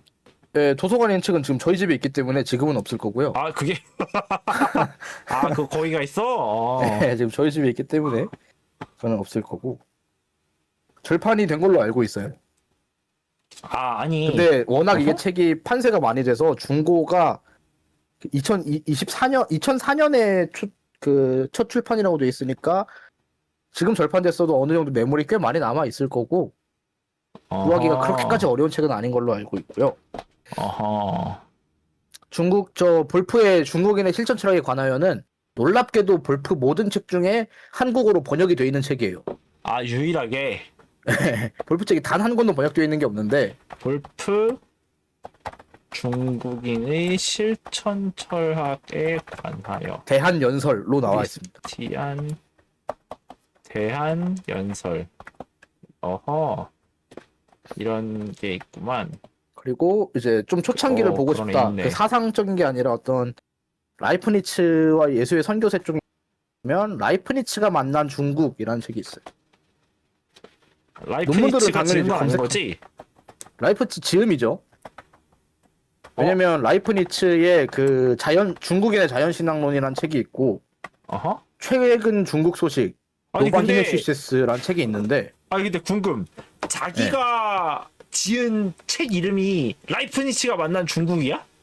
아니요 그 책 내용이 라이프니츠가 쓴 거면 책 내용 편역을 한 제목은 거구나. 깜짝이야. 바꿀 수 있거든요. 그치, 왜냐- 그치. 저 도서관 요즘 출판사 그 교보문고 홈페이지 들어가면은 류범의 상단에 씨. 떠 있는 류범의 씨는 니츠가 쓴 책 아니거든요. 그러니까 그래갖고 나는 뭐야 자기 자신을 3인칭으로 쓰는 버릇이 저 때도 있었던 거야? 그러고 있었는데 그게 아니었구나. 사실 오케이. 여기에는 그 라이프니츠가 쓴 중국에 대한 그 주고받은 편지, 서신들 아니면은 중국인의 자연신앙론 그리고 새로운 중국 소식 요런 글들을 모아서 편역해 놓은 겁니다. 지금 보고 있어요. 그러니까 중국인의 신관념, 중국인의 영혼불멸, 사후의 보상과 처벌론, 중국 제국의 창시자 복희가 자신의 글과 이진법 산수를 사용한 문자에 관하여 막 이렇게 얘기를 하고 그렇죠. 뭐 이 이거저거 중국인의 라이프니츠가 재래와 종교에 관한 예수회 쪽 사람들이랑 친했대요. 근데 그게 모나드론에서도 드러날 수밖에 없는데 라이프니츠의 모나드론을 보면은 사실상 거의 그 사상 개념이 들어가 8개랑 그래서 보면은 야 이 자식 이거 8개 분명히 좋아하게 생겼네 그런다니까. 모나드론을 내가 처음부터 다 읽었는데 나는 그런 느낌을 받았는데. 아니야 나 이현쌤이랑 맨날 그 이야기하면서 이 자식 이거 수상한데요 막 그랬더니 그치 그랬었는데. 중국에 대한 엄청 중국 애호가였고 중국에서 들리는 그 중국 소식, 중국 내용을 전해주는 편지, 그 출판 그 잡지의 편집자기도 했고요. 약간 그런 거지. 요즘에 철학자들도 가끔 그 최신 과학이나 이런 것들 되게 좋아하는 사람들 있잖아. 새로운 거 좋아하는 사람들. 그렇죠. 그런 것처럼 이제 라이프니츠도 약간 새로운 거 좋아하는 철학자들 쪽에 서 있는 편이었었다 네. 보니까 이쪽도 어지간히 새로운 거 좋아한단 말이야. 유명한 중국 통이었고 저 전래 논쟁 때 그 예수의 선교사들이 이단으로 이제 막 규명되고 이랬던 때 이제 아니다 하고 막 소명 증인으로 나서 이럴 정도로 예수의 선교사들이랑 친했던 사람들이라고 합니다.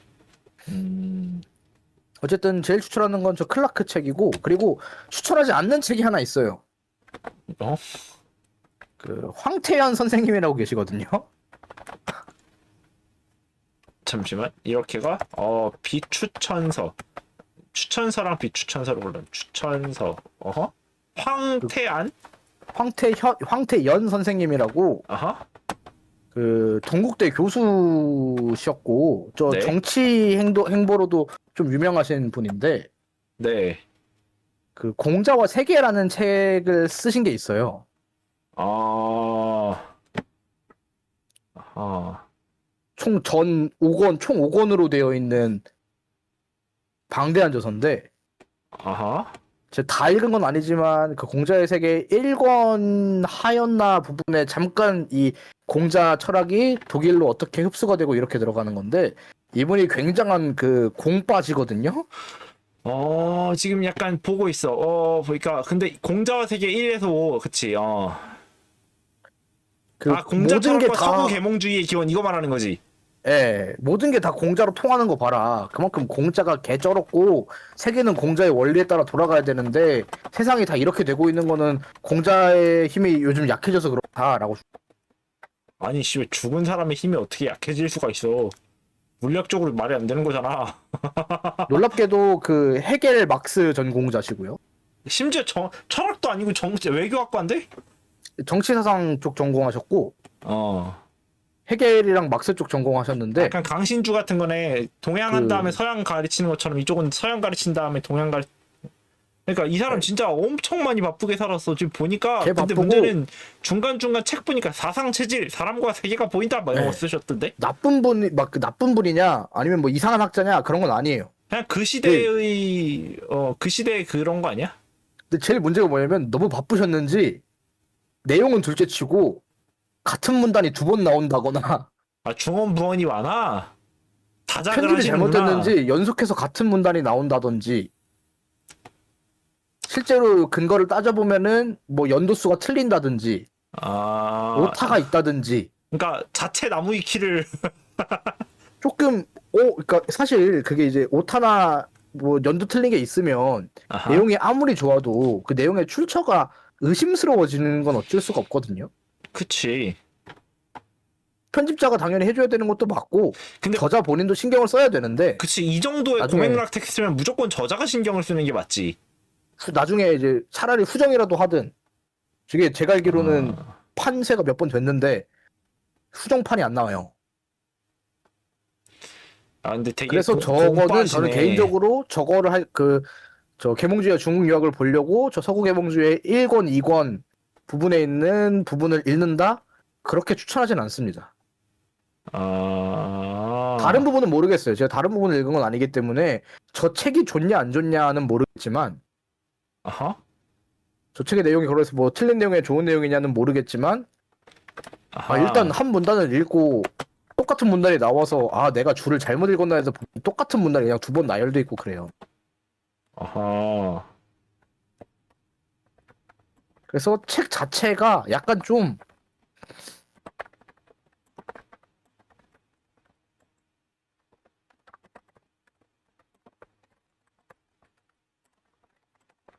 그러니까 이 정도면 근데 나온 지 수십 년 된 책이 이 모양인 거면은 이거는 그냥 다 같이 빠따 맞아야지. 그렇기 때문에 그 일단 총 5권 될 정도로 두껍기도 하고 보기 빡세니까 음흠. 그리고 굉장한 저는 그렇게 생각을 해요. 오리엔탈리즘이라고 하는 거는 음흠. 어쨌든 서양이 우월하다라는 입장에서 아하. 그걸 전제로 와 동양의 신비 닌자 하고 있는 거잖아요. 그치. 황태영 교수님은 그걸 미러링 하시는 게 목표인가 싶긴 해요. 그러니까 그치. 리버스 오리엔탈리즘. 그래, 니들 말한 대로 우리가 존나 뛰어나다. 어쩔래? 막 이렇게 하면서 이제. 웨스턴알리아즘이라고 해야 되나? 너네가 이것도 모르니까 그렇게 멍청한 거야 라는 방식으로 아. 세계사의 모든 문제의 근원을 공자의 부재로 하시는 해석을 그러니까 지금 보니까 실증 주역, 공자와 세계, 공자의 인식론과 역학, 공자에게 인식론이 있다라는 생각을 한 번도 제대로 해본 적이 없는데, 공자 철학과 서구 계몽주의의 기원, 17, 물론- 18세기 영국의 공자 숭배와 모럴리스트들. 물론 스트라이샌드 효과에 의해서 이제 누군가는 저걸 보겠지만 근대 저는 프랑스의 경고했습니다. 공자 열광과 계몽 철학, 근대 독일의 유교적 계몽주의, 공자와 미국의 건국, 유교적 근대의 일반 이론, 개쩐다니까요. 공자와의 자유평등 철학과 사상 초유의 민주공화국, 공자의 충격과 서구 자유평등 사회의 탄생, 유교의 충격과 서구 충격 시리즈가 진짜 많네. 그리고 공자와 세계, 공자 잠든 유럽을 깨우다, 공자의 중용적 주역관과 우리 역대 국가의 시서 관행에 대한 고찰. 그리고 이제 진짜 논문. 엄청나네. 간단하게 논문 한 편만 본다. 아하. 나 다 모르겠고 그냥 딱 논문 한 편으로 깔끔하게 보고 싶다. 음흠. 제가 뭐 물론 이쪽 전공자가 아니니까 여러 편의 논문을 읽은 건 아니지만 읽었던 것 중에 아 이 논문 되게 좋았다. 딱 하나만 말하자면 박상현 선생님이 쓴 계몽주의와 중국 논쟁이라고 하는 그 논문이 있어요. 중국 논쟁? 계몽주의와 중국 논쟁. 이렇게 쓰면 되나? 네, 이게 그 한국 나 이게 사회사학회에서 저번에 찾아서 받아놨어. 너가 얘기했었을 때 딱 그 궁금해서. 네, 저 논문이 되게 박상현 선생님이고요. 이렇게 되어 있고 이렇게구나. 아하. 부경대학교 저 논문 한국 되게- 사회사학회. 되게 저는 저 논문 되게 이해 잘 된다, 잘 쓰셨다 오호. 라고 생각이 드는 논문이었습니다. 거기에 개인적으로 참고 좋은 문헌으로 논문 붙어 있는 것들도 꽤 괜찮군요. 네. 계몽주의와 역사주의, 중국에 대한 라이프니츠의 이해와 중국 철학에 대한 그 해석, 그리고 크리스티안 볼프의 중국과 헤르더의 중국, 18세기 독일에서 중국관 변화에 관한 소고, 이런 식으로 뭔가 좀 붙어 있는 참조 문헌이 꽤 괜찮네요. 계몽주의, 후기 계몽주의와 초기 계몽주의, 그 초기 낭만주의로 분리되는 그 딱 교두보에 있는 헤르더는 음흠. 그래서 낭만주의가 되면은 중국을 혐오해요. 다시. 왜냐면 그거는 계몽주의자들이 빠따로 썼잖아요. 그치. 이제 그때 되면 이제 인도 철학 갖고 와야 되니까 이제. 인도 철학 갖고 와서 그 중국 철학이랑 싸우면서 계몽주의의 빠따를 부러뜨리려는 낭만주의자들이 생기는 거죠. 그치. 그래서 제가 저번에 낭만주의자가 그렇게 계몽주의자들을 뭐 배척적이지 아니었다라고 하기에는 얘네가 그 낭만주의가 중국 철학을 이해하는 아하. 계몽주의가 경건주의를 공격하기 위해 썼던 것처럼 그 낭만주의가 중국 철학을 공격했던 거는 낭만주의가 계몽주의를 공격하는 방식이었다. 그치. 그치. 그래갖고 실제로 그 이후에 있었던 것들은 보통은 다른 건데, 니체의 불교의의 논문에서 붙어있는 주석이나 아니면 참고문헌 논문들에서 방금 그 이후의 이야기를 다루긴 했었습니다. 안 그래도 지난 학기에 제가 주로 다뤘었던 게 딱 요 시점 뒤에 있었던 불교랑 니체 이야기였었으니까. 그래서 이제 헤르더 같은 경우에는 이제 대표적으로 그 중국을 말라 비틀어진 미라 같은 나라다. 맞아. 기억나. 그 청구문론 읽을 때 나왔었어. 헤르더의 그런 식으로 중국 평가할 비하는, 정도로. 그렇군요. 아, 역시. 아니, 왜냐면 내가 이걸 왜 물어봤었냐면은, 갑자기 요새 약간 좀 별개의 이야기인데, 저번 내가 카톡으로 얘기했을 거야. 그, 무슨 얘기가 나왔었냐면은, 왜 유학자들 중 공산주의자가 안동막스주의? 많이 나오는가? 왜 안동 유림에서 그렇게나 많이 그 공산주의자가 나왔나? 라고 얘기를 했었을 때 유학과 막시즘이 공명하는 부분이 있다. 이렇게 나왔었기도 하고 뭐 물론 그 외에 막시즘이 중국에 들어가기 위해 한 작업이 있다도 있는데 근데 이거 이전에 그건 중국이고 한국에 들어오는 경로는 또 달랐지 않느냐. 근데도 왜 공명하냐 라고 얘기를 했었을 때 너가 얘기했었던 거 보고 느꼈었던 게 잠깐 근데 그 막시즘은 계몽주의의 세계관 토대 위에서 그것을 그 비판적 수용하면서 싹이 튼 거 아닌가? 튼 거 아닌가? 그렇다면 막시즘의 토대 어딘가에는 계몽주의 속에 들어가 있던 그 유교 씨앗이 있던 거 아닌가? 였었던 거지. 그래가지고 아니 혹시 이러고 있었던 거야. 아무튼 근데 너무 멀리 떨어진 이야기라 갖고 검증은 안 될 정도의 희석된 이야기라서 그냥 이렇게 생각만 해보다가 말았었던 건데 그것 때문에 이것들 한번 좀 보고 싶어서 좀 더 볼만한 책이 얘기해보고 있으면 싶고 좋지. 귀가 칸트여서 이제 정말 지금 우리 좀 칸트로 넘어가야지. 끊어서 한 5분 10분 정도만. 쉬었다가 저도 화장실 좀 갔다가. 그럼 우리 40분에 한번 이야기를 다시 시작을 해볼까요? 네. 이제 칸트입니다. 칸트가 더 길어요. 잠깐 쉽시다. 으아!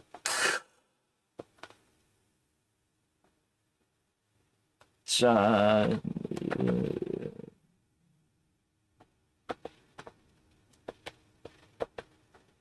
요? 1시간 반을, 그러네. 1시간 반을 했네, 벌써?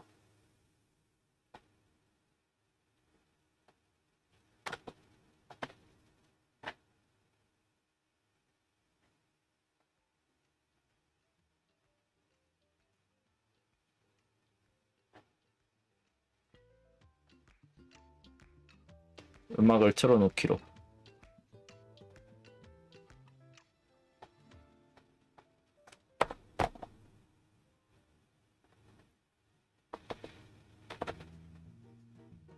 그치. 그러니까 여기까지가 인트로였던 거지. 칸트가 등장하기 위한 밑밥.